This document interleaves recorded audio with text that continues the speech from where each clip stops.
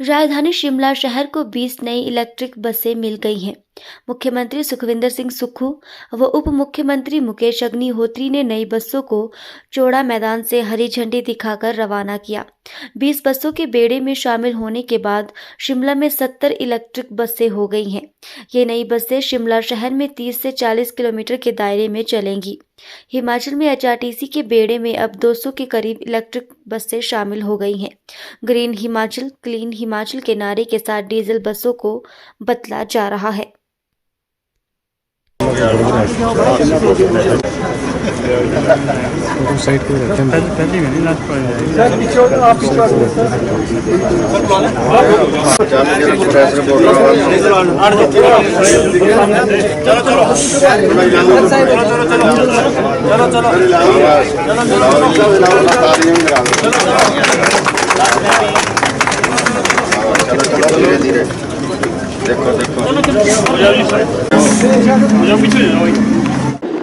नहीं, देखिए, जब से ये सरकार बनी है हमारे लगभग 200 के आसपास नई बसें आ गई हैं।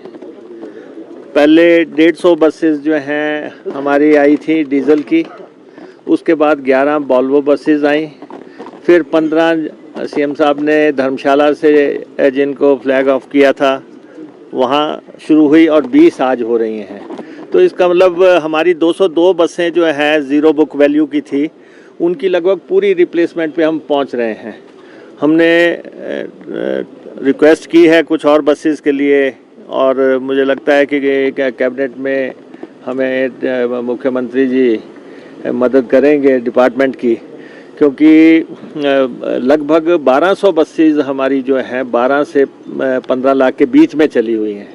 ये व्यवस्था में पीछे से मिली है, तो लगभग 1200 बसेस का बेड़ा जो रिप्लेसमेंट मांगता है, तो उसमें मेजॉरिटी तो ई बसेस से रिप्लेस होगी, लेकिन जब तक ई बसेस बनती हैं, अवेलेबल होती हैं, तब तक डीजल बसेस से काम तो चलाना पड़ेगा। ये जब हमने पहला बजट प्रस्तुत किया था और आप सब लोग वहाँ उपस्थित भी थे विधानसभा के सभागार में, उस समय हमने कहा था कि हमारा उद्देश्य हिमाचल प्रदेश को ग्रीन स्टेट हरित राज्य के रूप में विकसित करना है और इसके लिए एक टारगेट लाइन हमने फिक्स की थी कि 2026 तक हम इसको कोशिश ये करेंगे कि 70 से 80% हिमाचल प्रदेश हरित राज्य के रूप में विकसित हो।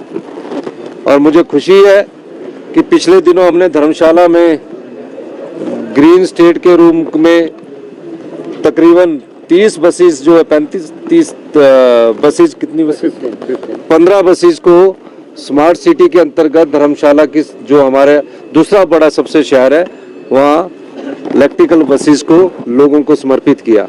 और आज यहाँ भी तकरीबन 20 बसेस को हम इलेक्ट्रिकल बसेस को जनता को समर्पित कर रहे हैं, इस उद्देश्य के साथ कि आने वाले समय में हिमाचल प्रदेश का जो पर्यावरण है, हिमाचल प्रदेश की जो जलवायु है वो स्वच्छ रह सके।